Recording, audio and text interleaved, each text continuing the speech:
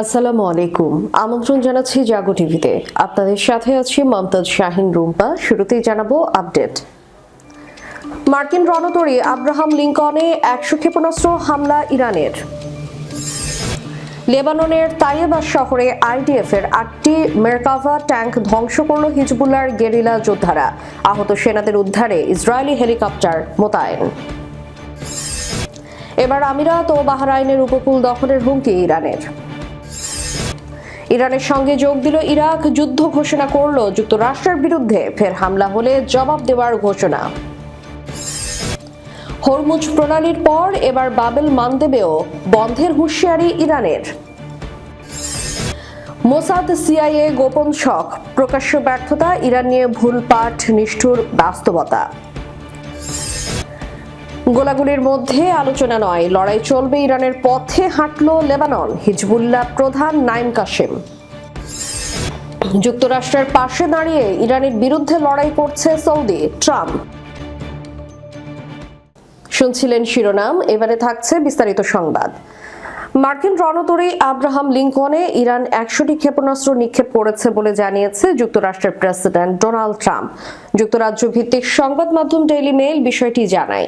White হাউসে দেওয়া এক বক্তব্যে ডোনাল্ড ট্রাম্প বলেছেন, তারা আমাদের একটি বিমানবাহী রণতরীতে প্রায় ১০০টি ক্ষেপণাস্ত্র নিক্ষেপ করেছিল। ইরানের নৌবাহিনীর কমান্ডার রিয়াল অ্যাডমিরাল শাহরাম ইরানি জানিয়েছেন, মার্কিন এই যুদ্ধ জাহাজটি তাদের সার্বক্ষণিক নজরদারিতে রয়েছে এবং প্রয়োজন হলে আবারও হামলা চালানো হবে। এর আগে বুধবার ইরানের সেনাবাহিনীর রণতরীটিতে হামলার দাবি করেন। তারা জানান, কোস্টাল ক্রুজ ক্ষেপণাস্ত্রের মাধ্যমে যুক্তরাষ্ট্রের এয়ারক্রাফট ক্যারিয়ার ইউএসএস আব্রাহাম লিঙ্কনে হামলা চালানো হয়েছে। দেশটির রাষ্ট্রায়ত্ত মিডিয়া প্রেস টিভি এমন খবর প্রকাশ করেছে। প্রকাশিত ফুটেজে দেখা যায়, ইরান উপকূল থেকে সমুদ্রগামী একাধিক ক্রুজ ক্ষেপণাস্ত্র নিক্ষেপ করেছে, যেখানে রণতরীটি আরব সাগরে অপারেশন এপিক ফিউরি সমর্থনে মোতায়েন রয়েছে। এদিকে ইরান আরও জানায়, তারা কুয়েত, জর্ডান এবং বাহরাইনে অবস্থিত মার্কিন সামরিক ঘাঁটিতেও ক্ষেপণাস্ত্র হামলা চালিয়েছে। এসব হামলা এমন সময় হয়েছে যখন ট্রাম্প প্রশাসন যুদ্ধ শেষ করতে তেহরানের কাছে ১৫ দফা শান্তি প্রস্তাব পাঠিয়েছে। লেবাননের তাইয়েবা শহরে আইডিএফ এর ৮টি মেরকাভা ট্যাঙ্ক ধ্বংস করল হিজবুল্লাহর গেরিলা যোদ্ধারা। আহত সেনাদের উদ্ধারে ইসরায়েলি হেলিকপ্টার মোতায়েন। দক্ষিণ লেবাননের তাইয়েবা শহরে ইসরায়েলি বাহিনীর সঙ্গে তীব্র সংঘর্ষে হিজবুল্লাহর গেরিলা যোদ্ধারা ৮টি মেরকাভা ট্যাঙ্ক ধ্বংস করেছে। দিনভর চলা এই অভিযানে ইসরায়েলি সেনাদের ব্যাপক হতাহতের ঘটনা ঘটেছে বলে হিজবুল্লাহ দাবি করেছে। হিজবুল্লাহর পক্ষ থেকে ধারাবাহিক ৯টি বিবৃতিতে এই অভিযানের বিস্তারিত জানানো হয়েছে। হিজবুল্লাহর দাবি, এই অভিযানে ইসরায়েলি সেনাদের মধ্যে ব্যাপক হতাহতের ঘটনা ঘটেছে। আহত সেনাদের উদ্ধারে ইসরায়েলি হেলিকপ্টার মোতায়েন করা হয়, কিন্তু হিজবুল্লাহর যোদ্ধারা উদ্ধার এলাকাতেও রকেট ও আর্টিলারি ফায়ার চালায়।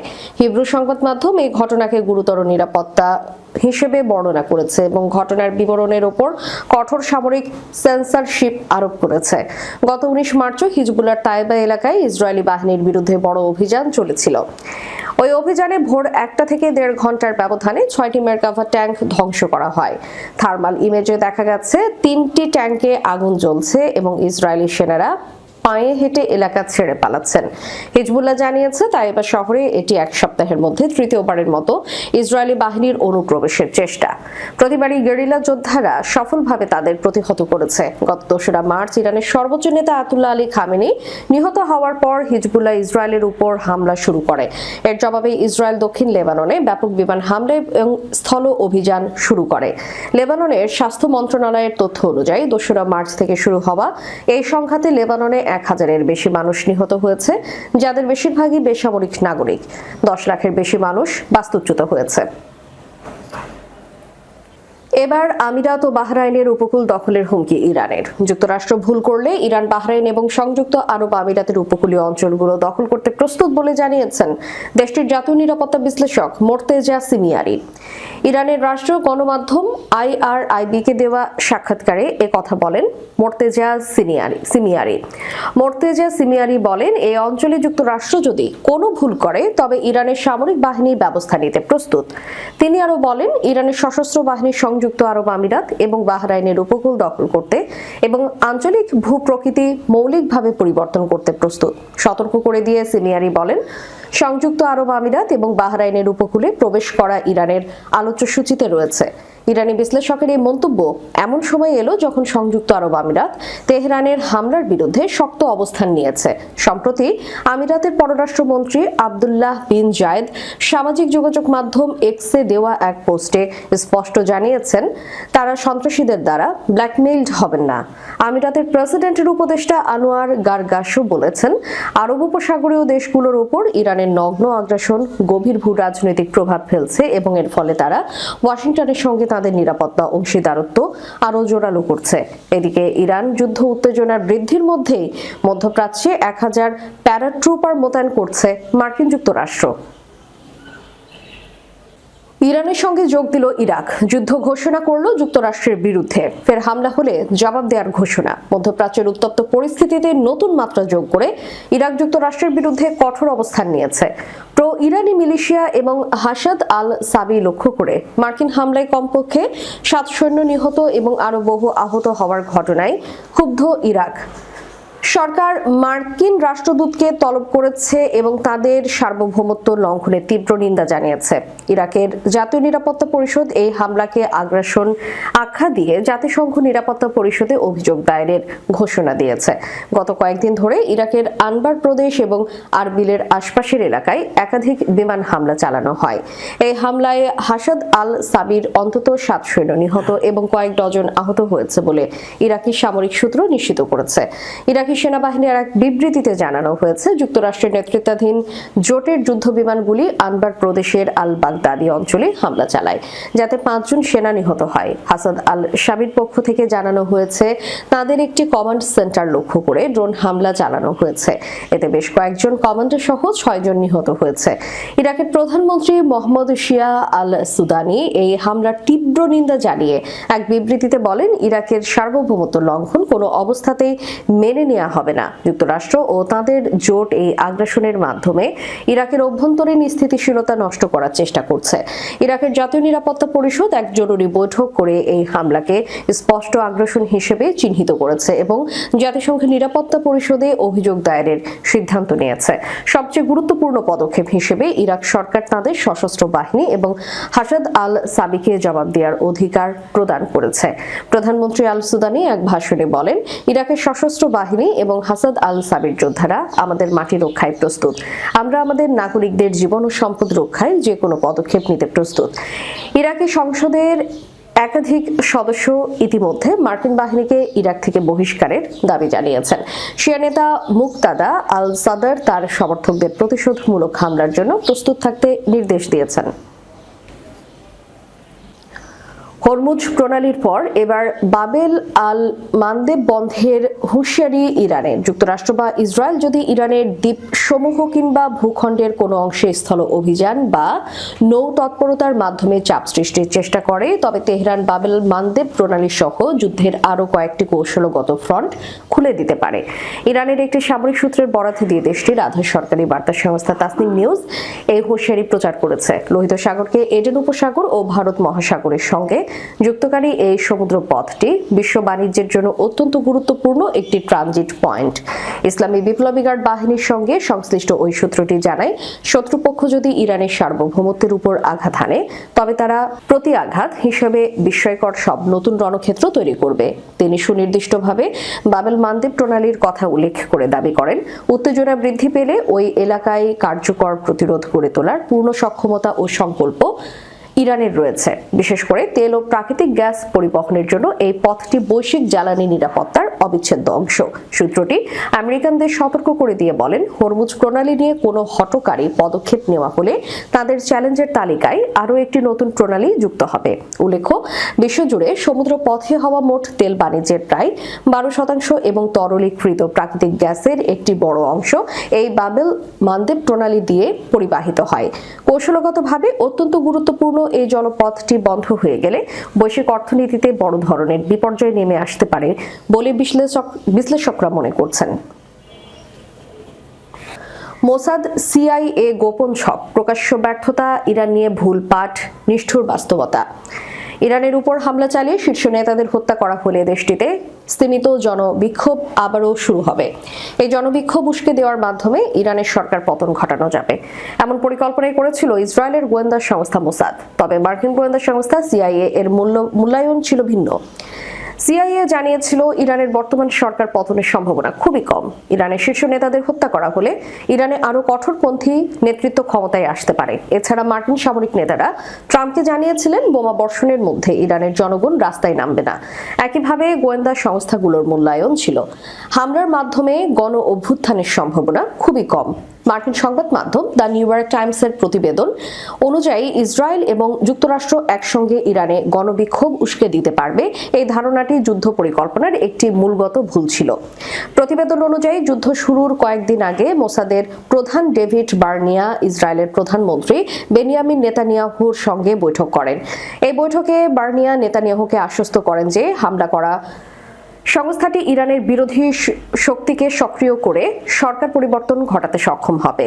একই প্রস্তাব তিনি জানুয়ারির মাঝামাঝি সময় ওয়াশিংটন সফরের সময় যুক্তরাষ্ট্রের শীর্ষ কর্মকর্তাদের কাছেও তুলে ধরেন বলে প্রতিবেদনে বলা হয়। পরে এই প্রকল্পটি নেতানিয়াহু ও ডোনাল্ড ট্রাম্প গ্রহণ করেন। তবে যুক্তরাষ্ট্র ও ইসরায়েলের কিছু জ্যেষ্ঠ কর্মকর্তা এবং সামরিক গোয়েন্দা সংস্থার মধ্যে এই নিয়ে সন্দেহ ছিল। প্রতিবেদনে উল্লেখ করা হয় এই পরিকল্পনার সম্ভাবনা দেখে নেতানিয়াহু ট্রাম্পকে ইরানের সরকার পতন সম্ভব বলে বোঝান। পরিকল্পনা অনুযায়ী প্রথমে ইরানের শীর্ষ নেতাদের হত্যা করা হবে এবং এরপর ধারাবাহিক গোয়েন্দা অভিযান চালিয়ে অভ্যুত্থান উস্কে দেওয়া হবে। মোসাদের ধারণা ছিল এতে ব্যাপক গণবিক্ষোভ সৃষ্টি হয়ে শেষ পর্যন্ত সরকার পতন ঘটাতে পারে। যুদ্ধ শুরুর পর ট্রাম্পের বক্তব্যেরও এর প্রতিফলন দেখা যায়। প্রতিবেদনের তথ্য মতে মোসাদের প্রতিশ্রুতি অনুযায়ী গণ অভ্যুত্থান না হওয়ায় হতাশ হয়েছেন বেনিয়ামিন নেতানিয়াহু। প্রতিবেদন অনুযায়ী যুদ্ধ শুরুর কয়েকদিন পর এক নিরাপত্তা বৈঠকে নেতানিয়াহু বলেছিলেন, যদি মোসাদের পরিকল্পনা প্রত্যাশিত ফল না দেয় তাহলে ডোনাল্ড ট্রাম্প যে কোনো সময় যুদ্ধ থামিয়ে দিতে পারেন। বিশ্লেষকদের মতে এই তথ্য প্রকাশ মধ্যপ্রাচ্যের চলমান সংঘাতের পেছনের কৌশল এবং উদ্দেশ্য নিয়ে নতুন প্রশ্ন তৈরি করেছে। গোলাগুলির মধ্যে আলোচনা নয়, লড়াই চলবে, ইরানের পথে হাঁটল লেবানন। হিজবুল্লাহ প্রধান নাইম কাশেম যুক্তরাষ্ট্রের যুদ্ধবিরতির প্রস্তাব ইরান প্রত্যাখ্যান করার পর একই পথে হেঁটেছে তেহরান সমর্থিত লেবাননের সশস্ত্র গোষ্ঠী হিজবুল্লাহ। বুধবার টেলিভিশনে দেওয়া এক ভাষণে হিজবুল্লাহর প্রধান নাইম কাশেম বলেছেন, হামলা ও গোলা বর্ষণ চলাকালীন ইসরায়েলের সঙ্গে আলোচনার অর্থ হলো চাপিয়ে দেওয়া আত্মসমর্পণ। তার পক্ষে পাঠ করা ওই ভাষণে ইসরায়েলের বিরুদ্ধে সবাইকে ঐক্যবদ্ধ হওয়ার আহ্বান জানিয়েছেন তিনি। হিজবুল্লাহ সংশ্লিষ্ট একটি টেলিভিশন চ্যানেলে প্রচারিত ওই ভাষণে বলা হয়, হিজবুল্লাহ যোদ্ধারা সীমাহীন লড়াই চালিয়ে যাওয়ার জন্য প্রস্তুত। এই সময় নাইম কাশেম লেবানন সরকারের প্রতি হিজবুল্লাহ সামরিক কার্যক্রমের উপর আরোপিত নিষেধাজ্ঞা তুলে নেওয়ারও আহ্বান জানান। এর আগে একই দিনে 4 সপ্তাহের বেশি সময় ধরে চলা যুদ্ধের অবসানে যুক্তরাষ্ট্রের পক্ষ থেকে দেওয়া প্রস্তাব প্রত্যাখ্যান করে ইরান। যুদ্ধ কখন এবং কিভাবে শেষ হবে তা কেবল ইরানের নিজস্ব শর্ত ও সময়সূচি অনুযায়ী নির্ধারিত হবে বলে সাফ জানিয়ে দিয়েছে তেহরান। বুধবার ইরানের জ্যেষ্ঠ এক রাজনৈতিক নিরাপত্তা কর্মকর্তা দেশটির সংবাদ মাধ্যম প্রেস টিভিকে দেওয়া বিশেষ সাক্ষাৎকারে এসব তথ্য জানিয়েছেন। ওই কর্মকর্তা বলেছেন, মার্কিন প্রেসিডেন্ট ডোনাল্ড ট্রাম্পকে যুদ্ধের সমাপ্তি নির্ধারণ করার সুযোগ দেবে না ইরান। তিনি জোর দিয়ে বলেন, ইরান যখন মনে করবে এবং তার নিজস্ব শর্তগুলো যখন পূরণ হবে তখনই এই যুদ্ধ শেষ হবে। দাবি আদায় না হওয়া পর্যন্ত শত্রুর ওপর চরম আঘাত হেনে প্রতিরক্ষা কার্যক্রম চালিয়ে যাওয়ার ঘোষণা দিয়েছেন তিনি। যুক্তরাষ্ট্রের পাশে দাঁড়িয়ে ইরানের বিরুদ্ধে লড়াই করছে সৌদি।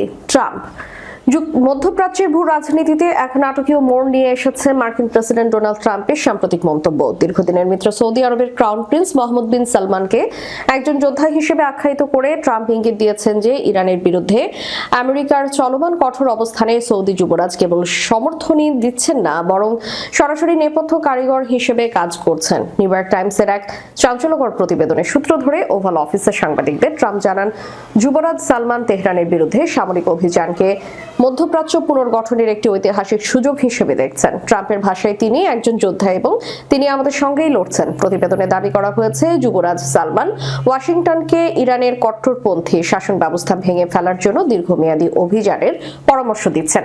তার মতে পারস্য উপসাগরীয় অঞ্চলে ইরানের হুমকি চিরতরে নির্মূল করতে সরকার পরিবর্তনের কোনো বিকল্প নেই।